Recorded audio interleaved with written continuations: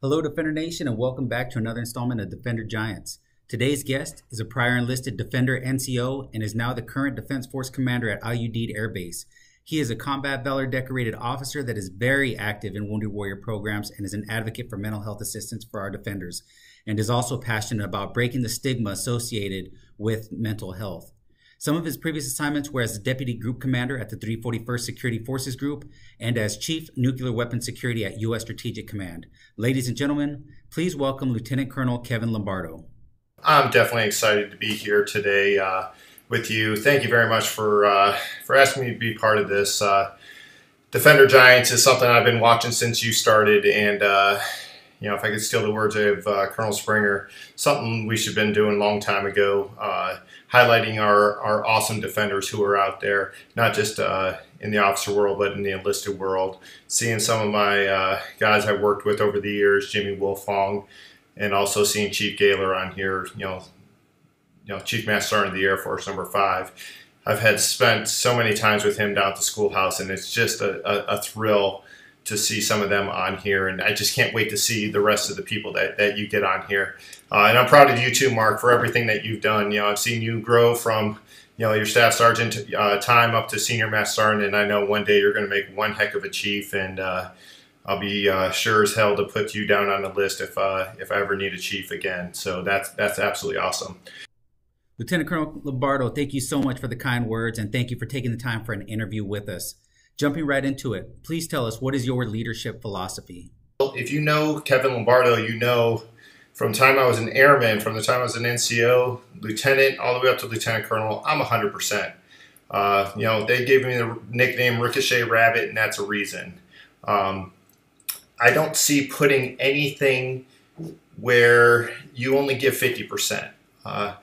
Now, sometimes that gets me in trouble, but hey, that's just who I am, and that's who I'm always going to be. When I'm 90 years old, hopefully on a beach somewhere, I'm still doing things at 100%. So my philosophy for leadership is giving your whole heart to it. If it's something that your troops need out there, your defenders need out there, you're not giving a 50% product to them, you're giving 100% product to them. And that's one thing that I continue, and I hope I continue to do. So that's my leadership philosophy. I trust in my senior NCOs, I trust in my CGOs that are bringing me those items. And if it's something worthwhile, and 99% of the time it is worthwhile, I am going and I'm going to get in front of it, get after it, whatever I have to do to make sure that the defenders on post have exactly what they need, and the equipment is up to date, it's relevant, and it's just not something that, hey, it was nice and shiny, let's get it for them, and just want to make sure that they have the exact tools that they need. So that's how my philosophy has always been, is, you got to find out what your boss's intent is, work with it. Find out what his boss's intent is and work with it. There might be times where you have to juggle your own philosophy of leadership to make sure that it is matching what your bosses need too. Sir, that is a great philosophy to have, to give it your all. I dread the idea of sitting in that chair during my retirement ceremony, imagining that I didn't live up to my full potential because I was holding back on the throttle. When I sit in that chair, I want to be sure that I left it all on the court and there's nothing left in the tank. Next question. Sir, you've been an active advocate for our defenders in regards to seeking mental health and breaking that negative stigma. If you don't mind, will you please share a little bit about your deployment history and what drove you to have this passion? Hey, Senior, I appreciate the question about deployments. I've had quite a few, and as you can see, I'm sitting in balmy 121-degree Al-Udeid Air Base today in my dorm room, so enjoying some air conditioning and a fan just to get out of the heat. But this is deployment number 7 for me. I did 2 as enlisted, and this is my 5th as an officer. My first deployment, it was a really good employment, but it ended tragically for me. My first deployment was to Baghdad, Iraq. I worked for Task Force 134, which was the Saddam Hussein trial. It was a great deployment going through it. I was able to go to the courthouse on convoys back and forth with the people guarding Saddam Hussein.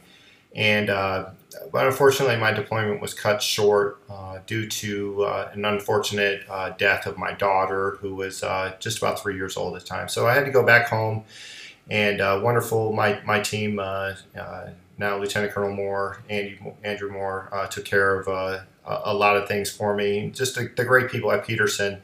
So at that time, I just lost my daughter, and I went to mental health. Just something that I thought I needed to do. So I went to mental health, tried to start my life over again with my family and everything. Got deployed again. So right there shows you that just because you go to mental health and you get DNA'd or anything, doesn't mean that you can't deploy right away again. So I got to deploy a few months later. Went to Camp Bucca, Iraq. Was there with some wonderful individuals that still friends with today. Guys like Brandon Edge,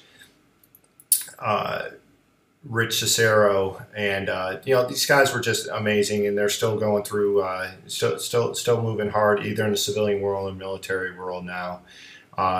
Did my 9 months at Camp Bucca, went back home, started treatment again because, when you lose a family member, you lose a daughter, and it still hurt. Got deployed again. So went on this deployment. This one was to Nasiriyah, Iraq, where I was Provost Marshal with the 82nd Airborne. And this was kind of a joint assignment. We had Army, Navy, Marines, civilians in the unit. And at this time in 2008, the war was heavy. We had lots of things happening there at Cobb Adder in Talil Air Base. We had to respond to a bunch of shootings where a police station right outside the base was. They had a active shooter, one of their own, turned on them and killed 17 of the Iraqi police and wounded another 20 more. And my team there, took care of business. They really did some awesome work out there. Unfortunately, they had to see some nasty things. During that deployment, we also had a lot of rocket attacks, and we had one that hit inside our LSA area, where it took out about 4 living areas. Only a few minor injuries and everything like that, and our defender team was just absolutely fantastic. And then a week later, we had another attack. This time it was around 5:15 in the morning. And I was actually on my way out to the main gate during that time, and the vehicle in front of me got struck by an IDF, a Cartouche rocket that was fired from about 7 clicks away, and it had a direct hit on the vehicle. And unfortunately, I witnessed some pretty bad stuff there. One of the individuals was able to get out of the vehicle, American specialist. Another private was trapped in the vehicle, and I was able to assist him to get him out of the vehicle. And I tried to get another individual out, but unfortunately he perished in the flames along with 2 other Army individuals. So that situation there really shook me.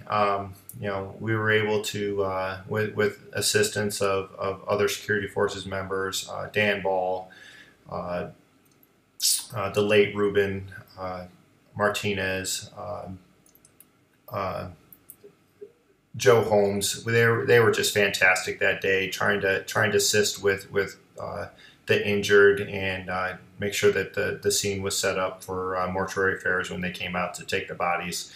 So that shift there was really rough.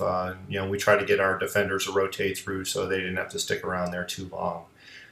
So after that deployment, I came back home, and I thought I was Mr. Hero, Mr. This, Mr. That, but I was hurting inside. It was tough, and once again I landed back into mental health, and I used them like crazy. I'm going on almost 14 years of my career. Out of 25 years in, 14 years of my career, I have seen mental health.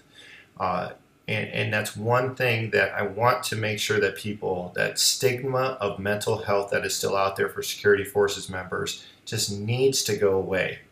Yes, we will be DNA'd. Yes, it could delay a PCS or something like that. But I'm sitting here today as a commander for the third time, in a deployment situation, being in mental health for over 14 years.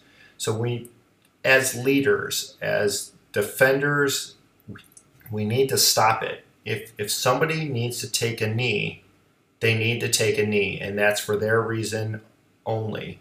It could be financial issues. It could be marital issues. They could have a sick child and they just may need to take a knee. Just because you're on the DNA does not mean that you're going to go and shoot things up or possibly harm yourself. It could mean so many other things, and we need to treat them with respect. If they are down for a medical cause, that doesn't mean that they're out there, pulling weeds or stuff like that. That's not a bad, we got to get rid of that bad stigma of everybody that's pulling weeds or pushing a broom is in trouble or something. That's just one thing that we've just got to get rid of. Mental health, honestly, has kept me in the military. There's probably no way in 2005, 2006, I would have ever made it in the military after my daughter died if I did not have mental health in my career. And that's a big thing for me is my leadership at the time. Major Kearney, Lieutenant Colonel Allison, who took care of me at that time, they didn't bother, hey, are you sure you need to go to mental health? No, they were right there with me when I had to go to mental health. So ask yourself the next time, if you're a senior NCO or you're an airman or whatever, and you're a commander, and you get that list of individuals who are recommended for DNA, sit down and talk to them. Tell them, hey, this is not a career buster for you. This is not. I'm sitting here today because of what I believe mental health has done for me and with me. So just keep that in mind the next time that you do need to talk to somebody about mental health. This is very passionate for me. I go to Wounded Warrior events all over the country, and our warriors are hurting. They're hurting right now because some of them don't utilize mental health as much as they should. So I just highly encourage it. The stigma of mental health just needs to stop, and it needs to stop from the top down.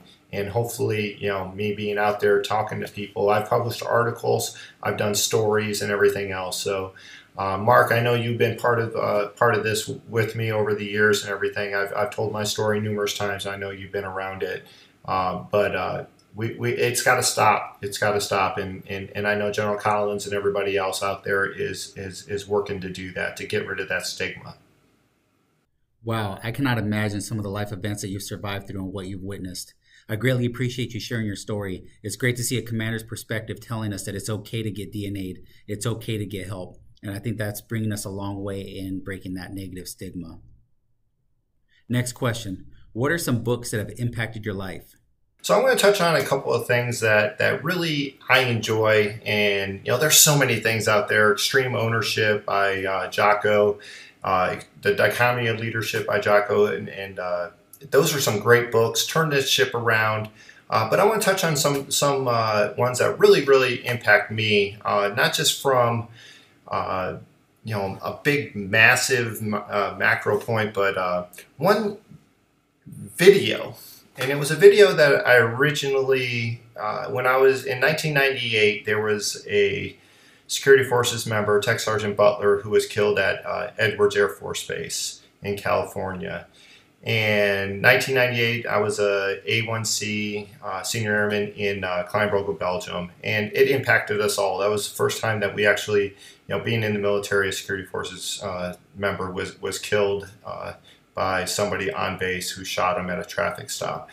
And I always remember that. And then when I was a first lieutenant, I got to go down to the advanced officer course and actually got to see and hear Colonel Pete McCallie give, he was the commander at Edwards at the time, and give a brief on on the situation that happened that night. It's called the Butler Brief. There's still some videos going around on there, around the Air Force on that, and I'll see if I can get a copy of that to you, Mark. But that video was about a 40-minute presentation by Colonel McCallie, where he, got woken up and told that there was an officer down. Individuals were being dispatched all over Edwards, and that's a massive, massive base. So he was talking about how individuals who he works for or worked for him just absolutely, stepped up.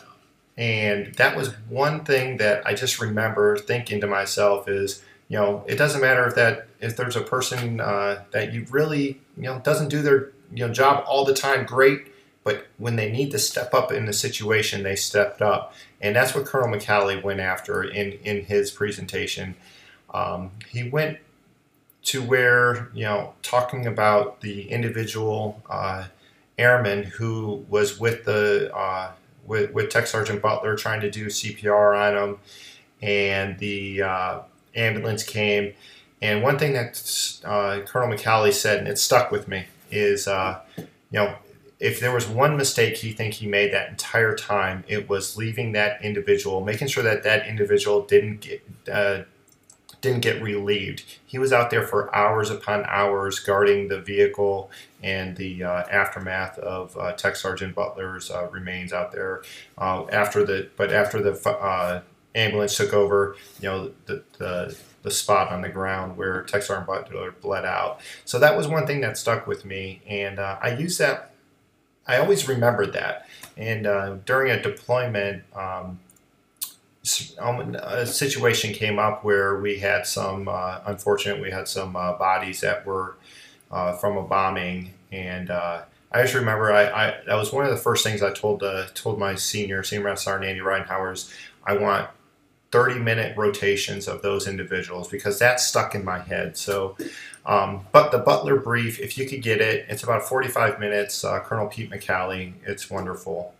The next book I want to talk about is The Defense of Duffer's Drift, and that's by Ernest Swinton, and it was written in 1905. It was about the Boer Wars, and it's about a young lieutenant who was on his first deployment, and he had to defend a river. He had to defend a drift, and he thought he was doing everything right in it, all the book answers, all this and all that, but whenever he would go to sleep, he would have a dream that every single time, whatever he would do, it would come back and tell him he was wrong, and he would end up either dying at the end of his dream or being captured at the end of his dream. And it goes through 3, 4, 5 cycles where he finally figures out what he needs to do. And it talks about, your priorities of work. Are you going to, make sure that your bunkers are done tonight?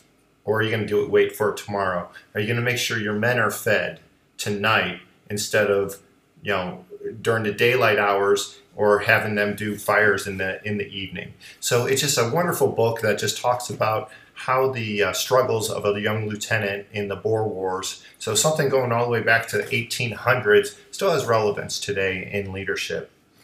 And then the next one, I came across this from Colonel Greg Gatson, who was an Army wounded warrior. He gave me this book, and I absolutely just love it. It's really a short story. It's called A Message to Garcia by Albert Hubbard. And again, 1899 was when this is written, and it's about President McKinley, who needed to get a message to General Garcia in the Cuban insurgency.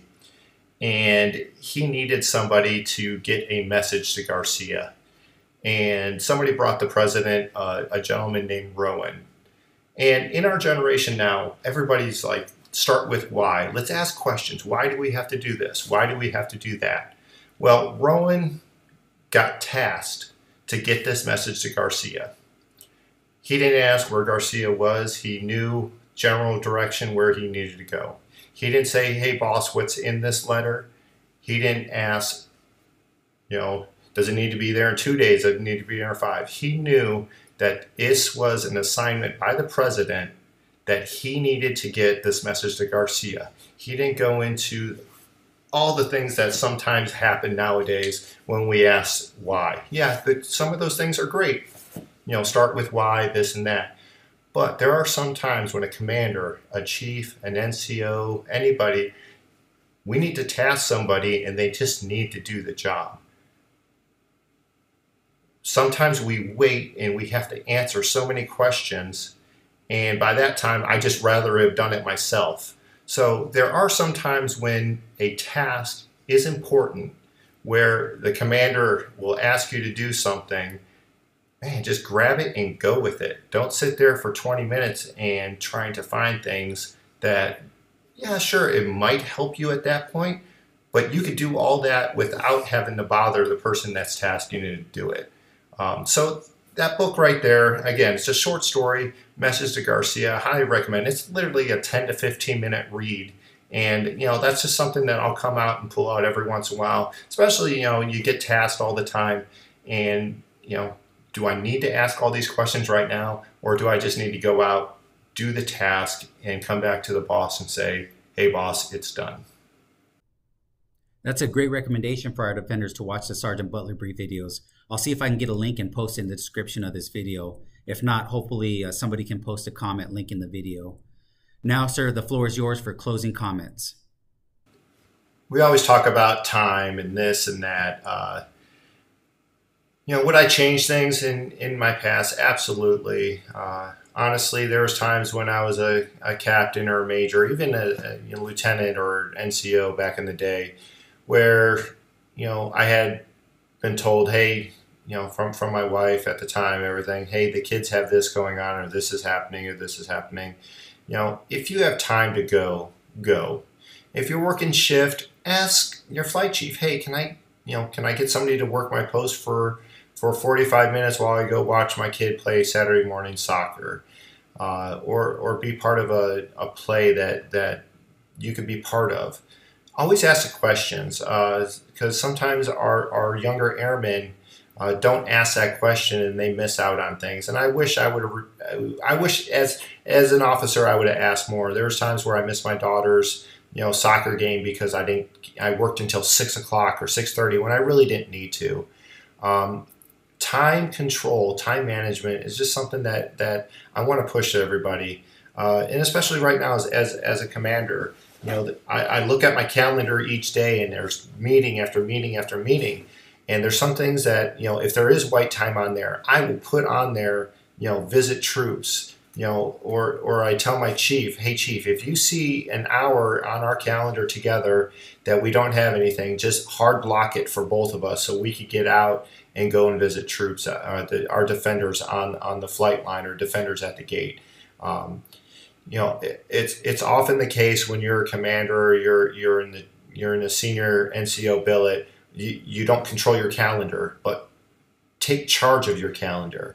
White space is very, very important to go to the chow hall and grab some chow, or take care of the things that you need to take care of. So put those things on your calendar so nobody could add time to it.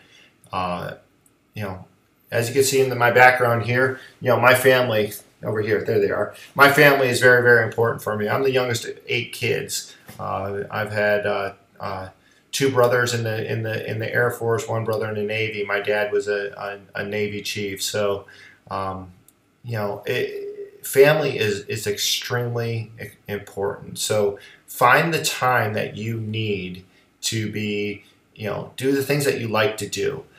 Too many times I see people that are in their retirement years, and they always say at their retirement, I wish I spent more time with my family, or I wish I spent more time doing this with my defenders. And that's one thing that I am taking into account right now. I don't know how many more years I got left in the military, but I know this might be my last command, and I'm relishing in it. I'm trying to get out as much as possible. I'm creating meetings on my calendar, so that means that I am going out there to see my defenders out on post. So nobody could add some other meeting on there that I'll just sit through and just shake my head at. For all the airmen out there, senior NCOs, I hope you trust in your leadership. I trust my MSG commander, my wing commander, and I'm hoping that my defenders have trust in me, because that's also key. We those buzzwords now, toxic leadership, this and that. We need to figure out what is happening, and if there is situations where there's those little buzzwords going around, ask the commander, go and talk to the commander, go and talk to the chief, and find out what you're seeing, so that it's not going to resonate bad in your squadron. So that's one thing I always just encourage people. My door is always open. Even to anybody out there who knows me or doesn't know me. Find me on Facebook. I'm on there. Hey, you can find me on Facebook, Instagram, whatever. And I do enjoy seeing messages, and I have gotten that phone call at 2 o'clock in the morning, saying, hey, this individual needs help, and we found them help. So time management is very, very important to me. Family is important to me, and just taking care of yourself, your airmen, and everything else will just keep going. If I am not here tomorrow, this mission is going to go on. The defense of America is still going to go on. So you got to take care of yourself in more ways than one. Physically, spiritually, whatever you want to do, because we don't have all the time in the world that we wish. So you got to make the best out of the time that you have. Senior, thank you so much for allowing me to be on here today. I am an open book. You all know me. If you know me, you know me. I enjoy what I do. 25 years going in, and I always use this word now, defendering. It's one of the best things that I could do on a daily basis. And when people say, well, what do you do for a living? I'm like, I defender the hell out of it. So thank you very much. Everybody out there, keep doing what you do. Very proud of you, and we'll see you on the flip side. Sir, great information all around. I truly appreciate your transparency and your heartfelt advice. Thank you so much for all the information and mentorship. And to all the defenders out there, thank you for watching, and keep defending the base.